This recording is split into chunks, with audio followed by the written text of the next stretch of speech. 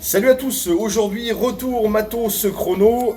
Hop, je vais juste mettre un peu comme ça, voilà c'est mieux. Alors je vais vous parler aujourd'hui d'un pod, encore un pod. Alors celui-là il est vraiment exceptionnel. Voilà, le Fetch Pro de chez Smoke. Voilà, magnifique petit pod. Donc là je l'ai pris en version orange. Voilà, c'est vraiment quelque chose de magnifique. Alors, moi je suis pas un grand fan de la marque Smoke. Je préfère de loin d'autres marques. Mais là, ils ont quand même tapé fort. Et rendons à César ce qui appartient à César. Ce pod-là, c'est juste une buterie. Alors, je vais vous en parler un peu plus précisément. Donc, au niveau de la taille, on est sur 9,3 cm de haut, 4,6 en largeur et en épaisseur, on est à 2,2 cm. Voilà, donc c'est assez petit. Le poids, il est de 102 grammes. Voilà, ça tient vraiment bien dans la main. Euh, Au niveau du tank, donc on a dans le kit il y a deux tanks. On a un tank avec une résistance, donc dans les deux les résistances sont préinstallées. Il y a une résistance à 0,17, donc c'est celle que j'ai ici.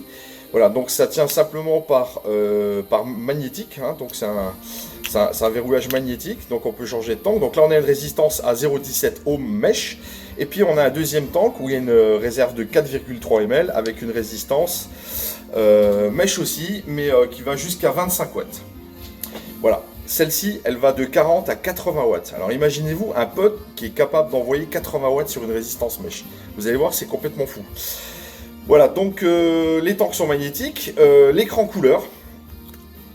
Voilà, donc pour changer la couleur, il suffit simplement de presser sur le petit bouton ici sur le côté. Hop, voilà, là on passe et on a plusieurs couleurs ou pas de couleur du tout. Voilà. Moi j'aime bien le bleu, ça va bien avec l'orange. Voilà.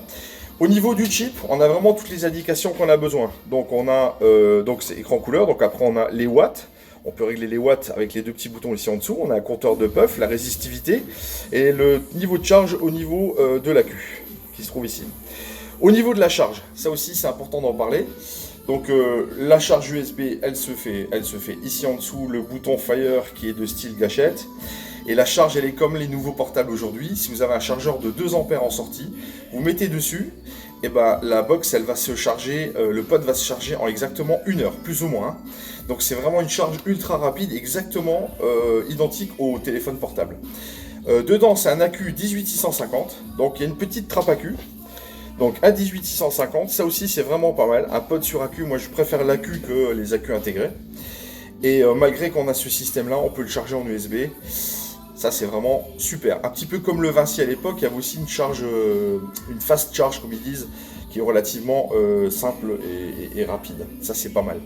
Au niveau du chip, le chip il prend les résistances à partir de 0,1 ohm et il va jusqu'à 2,5 ohm. Donc ça c'est pas mal aussi, on a une plage d'utilisation vraiment sympa. J'espère que dans les cartons Smoke ils vont nous sortir un petit RBA, qu'on puisse faire soi-même ses résistances. En tout cas, je pense que c'est parti. Ça a été le cas sur le pod Vinci. Il y a le RBA, il y a le RBA sur la Mulus maintenant qui vient d'arriver. Et je pense qu'ils vont certainement suivre. Donc là, s'ils font un RBA avec ça, on va être vraiment aux petits oignons au niveau vape. Alors, ensuite, la cartouche, donc on a cette cartouche là donc, qui va de 40 à 80 watts. Et sur le tank de 4,3 ml, on a toujours la résistance mesh. Et là, on a une résistivité à 0,4 ohm.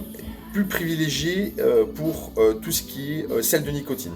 Voilà, ça fonctionnera mieux avec le petit wattage. Donc cette cartouche là à 0,4 ohm, elle fonctionne jusqu'à 25 watts. Et celle-là, la 0,17, elle va de 40 à 80 watts. Donc là, moi j'ai mis un fruité. Dans celle-là, j'ai mis du gourmand parce que la chauffe est très rapide. Et moi j'aime bien vaper un gourmand quand c'est un petit peu chaud.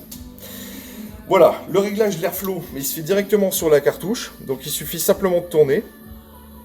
Voilà, on ouvre, on ferme, donc c'est relativement simple. Une fois que c'est réglé, clac, on switch dedans et c'est parti. Au niveau des tanks, alors on parle souvent des fuites sur le Vinci, il y a souvent des fuites. Alors là, il y a de légères petites fuites, il y a un petit peu de condensation dans le fond, mais c'est vraiment par rapport au Vinci, à part le Vinci R, les autres Vinci ils ont un peu tendance à être des pisseuses. Là, on est sur quelque chose qui fuit beaucoup moins. Alors après, voilà, une clope sèche, moi j'en connais pas. Il y a toujours des fuites, surtout en ce moment avec les chaleurs, c'est un petit peu compliqué, ça a tendance un peu à pissoter un peu plus. Voilà, je vais vous montrer la résistance. Donc là j'ai la 0,17 avec mon fruité, je suis à 60 watts. Voilà comment ça marche.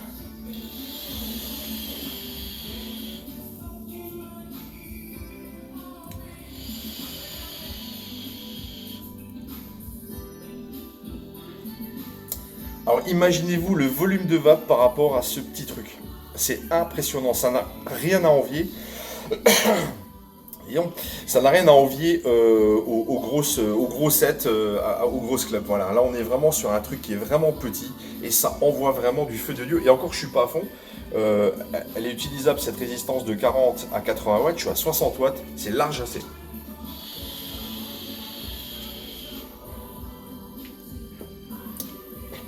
C'est un truc de fou, vraiment. Donc voilà, ça c'était la raise, le tank avec la raise à 0,17 O. Donc là maintenant je vais mettre l'autre tank.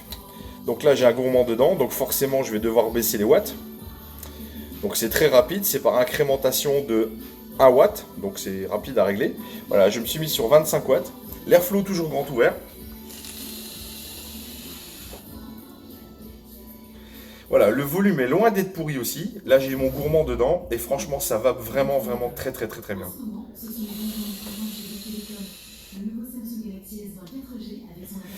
Pour la taille, c'est là où moi je suis vraiment bluffé, c'est que par rapport à la taille et pour un pod, il envoie un volume de vape avec la 0,17 qui est vraiment énorme par rapport à la taille du matériel. Et le chip, il n'y a pas de latence. Dès qu'on appuie, ça push direct. C'est très réactif et ça, moi j'apprécie vraiment beaucoup. Je déteste quand il y a une latence qu'il faut chauffer avant. C'est le genre de truc qui me saoule rapidement. Alors pour moi, les tops, je vais vous donner les tops. Pour moi, les tops sur ce Fetch Pro, donc de chez Smoke, les saveurs, que ce soit un tank ou l'autre, qu'on soit dans du gourmand ou du fruité frais, les saveurs, elles sont bonnes. Voilà, il y a une bonne restitution, il y a un beau volume de vape, bien épais comme on aime. On a vraiment tout. Le fruité, voilà, j'ai ma fraîcheur vraiment, j'ai tous les fruits, tout ressort bien par rapport à d'autres matériels aussi. Je retrouve vraiment mon fruité. Là c'est pareil sur le gourmand. J'ai mon Chewy Custard dedans que je maîtrise mais que je connais sur le bout des doigts. Voilà, je ressens vraiment toutes les saveurs. J'ai mon côté caramel, ma cacahuète qui ressort. Vraiment c'est super. Le format, ça fait partie des plus aussi parce que c'est vraiment petit. Les performances, ça fait partie des plus. Le système de charge rapide, le chip qui est relativement simple et efficace. Voilà, il n'y a pas grand réglage dedans, mais c'est suffisant. Voilà, on n'a pas besoin de s'en à rentrer dans des programmations. Le moins pour moi, c'est qu'il n'y a toujours pas d'RBA. J'espère que ça va être dans les cartons. La gestion de l'AQ sur cette box là, elle est bof. Voilà, l'AQ, on va dire, si vous vapotez pas mal dessus, vous allez faire une demi-journée avec l'AQ 18650. Donc si vous partez, vous n'avez pas possibilité de charger ou si vous n'avez pas de powerbank, il va falloir prendre un deuxième accu. Voilà, gestion de l'accu, ils auraient pu faire un petit peu mieux. C'est un peu comme Aegis, c'est toujours un peu limite. Il faut de l'accu derrière. Ça, c'est un petit peu dommage. Et puis le deuxième moins pour moi, c'est le MTL, malgré qu'on ferme la bague d'Airflow complètement.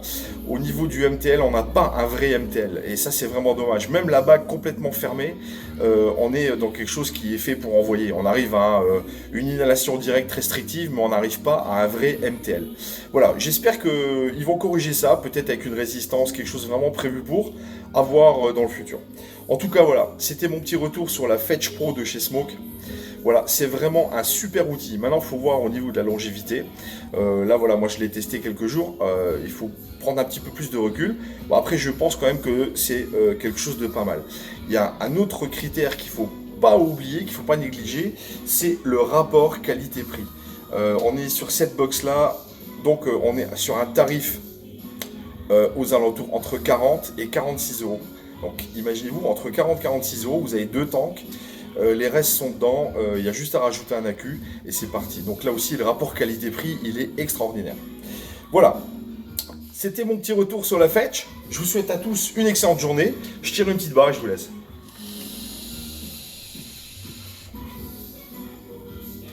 Magnifique!